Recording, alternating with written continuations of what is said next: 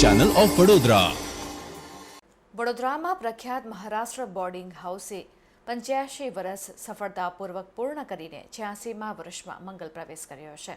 આ પ્રસંગે સંસ્થાના સંચાલકોએ સફળતાના સહભાગીઓનો આભાર વ્યક્ત કર્યો હતો.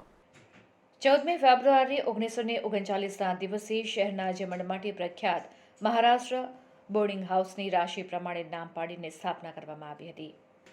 પુરુષોત્તમલાલ જોશીએ એમએસ યુનિવર્સિટીમાં ભણવા આવતા વિદ્યાર્થીઓ માટે એક આનાની ગુજરાતી થાળી ખવડાવવાની શરૂઆત કરી હતી, જે પરંપરાને આજે 85 વર્ષ પૂર્ણ થયા છે, જેને હજુ કેતન પ્રદીપભાઈ જોશી ચલાવી રહ્યા છે. આનાથી શરૂ કરવામાં આવેલ ગુજરાતી થાળી આજે 120 રૂપિયાની થઈ છે, પણ તેમાં જમવાવાળાની સંખ્યા કે તેનો સ્વાદ અને ક્વોલિટી એવી જ રહી છે. મહારાષ્ટ્ર બોર્ડિંગ હાઉસમાં રોજ 500 લોકોનું જમણવાર બને છે.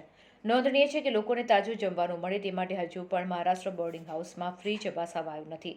સવાર સાંજ વધતા ભોજનને ગરીબોને આપી દેવામાં આવે છે.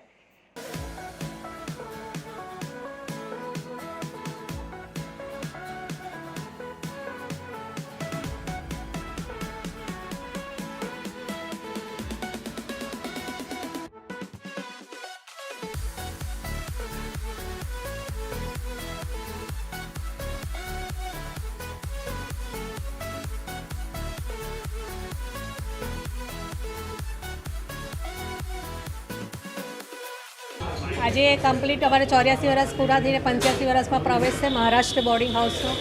તો એનો અમને આનંદ છે. ખૂબ જ જૂની છે અને લોકોનો કેવો સાથ સહકાર રહ્યો છે. બસ આ લોકોના સાથ સહકારના હિસાબે જ અમે આટલા વર્ષ પૂરા કરી શક્યા છે. એ લોકોનો વડીલોના આશીર્વાદ અને માનવંત ગ્રાહકોનો જે પ્રેમ અને સહકાર મળી રહ્યો છે, એટલે અમે અહીંયા સુધી પહોંચી રહ્યા છીએ. બસ અહીંયા આવો ચાખો મહારાષ્ટ્રની જે દાળ છે, એ લોકોને જે સ્વાદ છે, એટલે સમય બદલાયો છે, સ્વાદ નહીં, બસ એટલું કહીશું.